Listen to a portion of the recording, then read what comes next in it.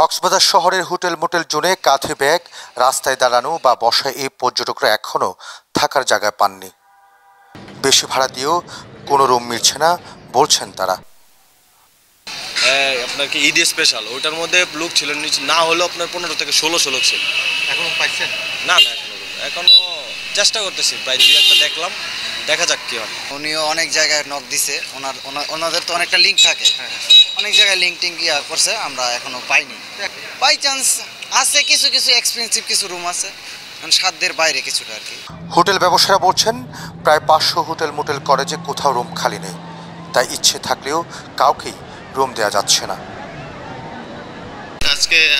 আজকে একটু ছুটির দিন, তো আজকে একটু চাপ আছে, আগামীকাল থেকে চাপটা এরকম নাই, মানে খালি হয়ে যাবে আর কি আমাদের রুম। আজকে চারিদিক দিয়ে চাপ, এটা আমরা তো নিজেরাই দেখতেছি। মানে অনেকে কি রুম দিতে পারছেন? হ্যাঁ, ওরকম দিতে পারছি, কারণ আমরা আগে থেকে বুকিং দিয়েছি।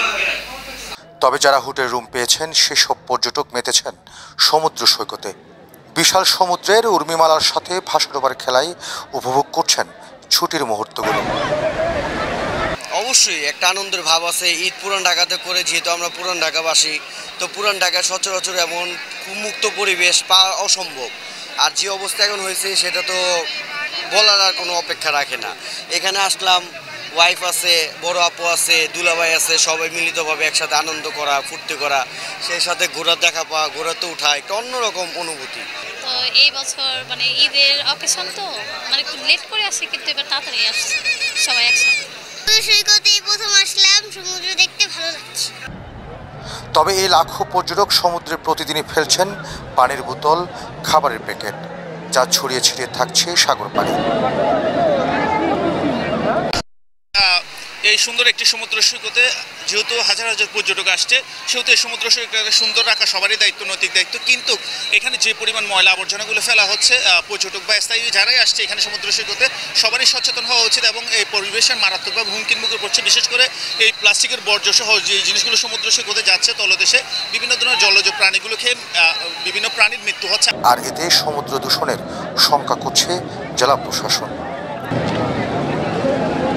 গত 1 মাস ধরেই বিচে পরিচ্ছন্নতা কার্যক্রম চালানো রাখছি এবং আমরা নিয়মিত পরিষ্কার করে রাখি স্থানীয় ব্যবসায়ী, আমাদের বিচকর্মী, আমাদের পরিচ্ছন্নতা কর্মী সবাইকে দিয়ে। কিন্তু আপনি বিচে যদি দেখেন, আপনি দেখবেন যে বিচে পুরাতন কোনো ময়লা নেই।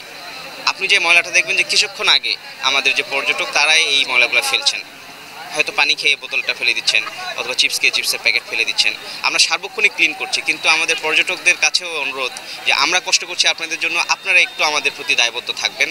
আপনারা আপনাদের যে ব্যবহৃত বজ্র আছে সেটা প্রত্যেকটা কিটকটের পেছনেই দেখবেন যে সুন্দর একটা করে ডাস্টবিন রাখা আছে এবং এটি যথেষ্ট পরিমাণে রাখা হয়েছে। আপনারা একটু কষ্ট করে শুধু নির্ধারিত স্থানে যদি ফেলেন, তাহলে সবাই মিলে আমরা বিচটা অনেক পরিচ্ছন্ন রাখি। পর্যটন ব্যবসায়ীরা বলছেন 2 লাখের বেশি পর্যটক অবস্থান করছেন কক্সবাজারে।